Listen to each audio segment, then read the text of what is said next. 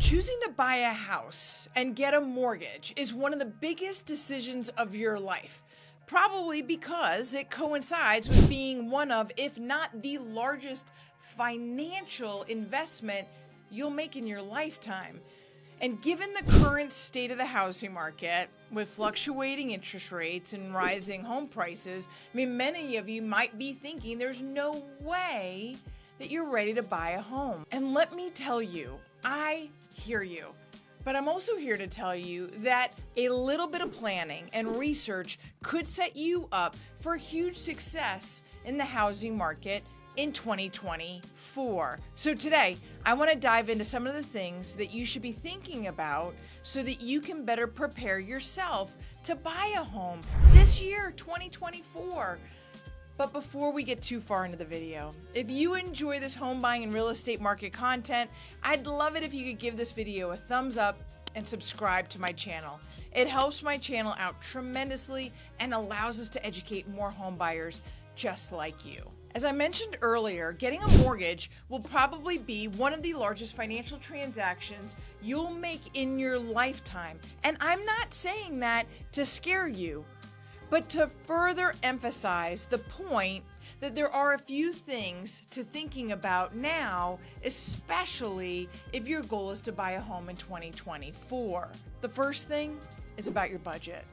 This is going to be an amount that you feel comfortable paying every single month for your mortgage. It encompasses your principal payment, your interest, your property taxes, and your insurance. A good place to start is talking to a lender. Hopefully it's me. But you need to figure out what you're pre-approved for. And your pre-approval number will be based off things like your income, your credit score, and the debts that you pay every single month. However, just because a lender pre-approves you for a certain amount does not mean that that's what you're actually comfortable paying. The last thing you want to do is to max out your pre-approval amount, and then you don't have any money left over for things like the internet, utilities, HOA, or even just food and gas. So when deciding on your budget, be sure to keep those things in the back of your mind, because the last thing you want to do is be house poor. The next thing I want you to start looking at is your credit score.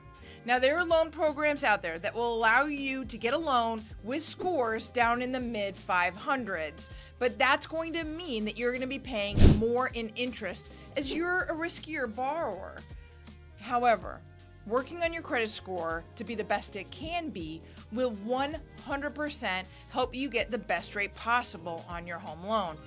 And a lower interest rate means you could save a lot more money every single month. So how do you figure out what your credit score is? Well, what I wouldn't do is recommend that you go with one of those free online credit tools.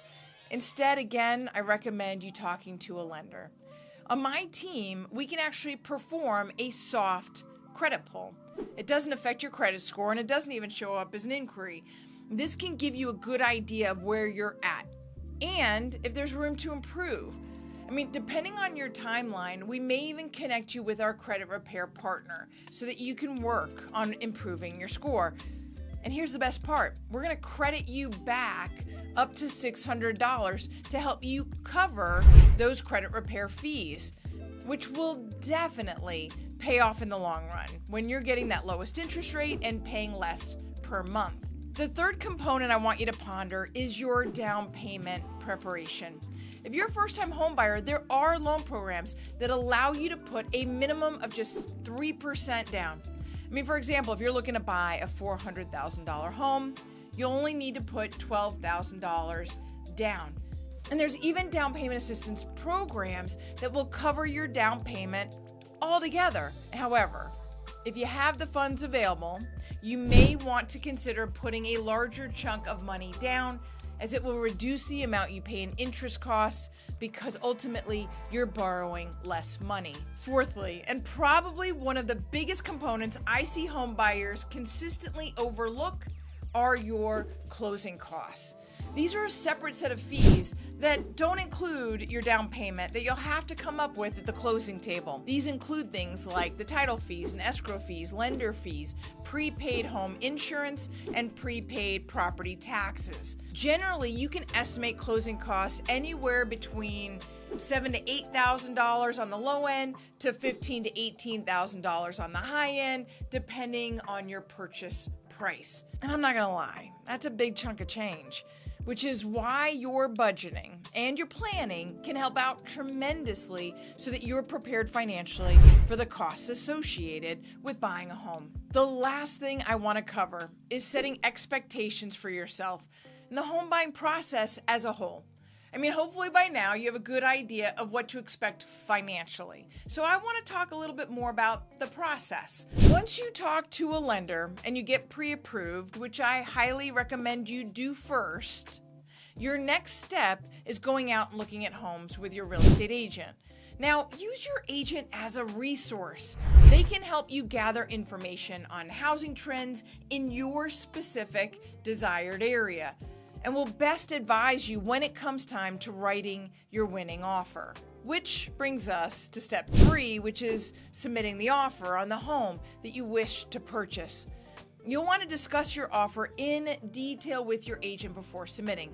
And when it's meant to be, your offer will be accepted. Once your offer is accepted, you're going to work with your lender to schedule a home appraisal. And I highly recommend you schedule a home inspection as well. Your lender will then work with you on locking in your interest rate and gathering any final documentation, and then ultimately balancing with the title company to get you to the closing table. The entirety of the process can seem a bit daunting at times, but I promise you, if you have an incredible agent and lender by your side, they can make it as stress-free as possible. Well, that's all I have for you today. If you have any questions, please drop them in the comments below or give me a call, and I'll talk to you soon.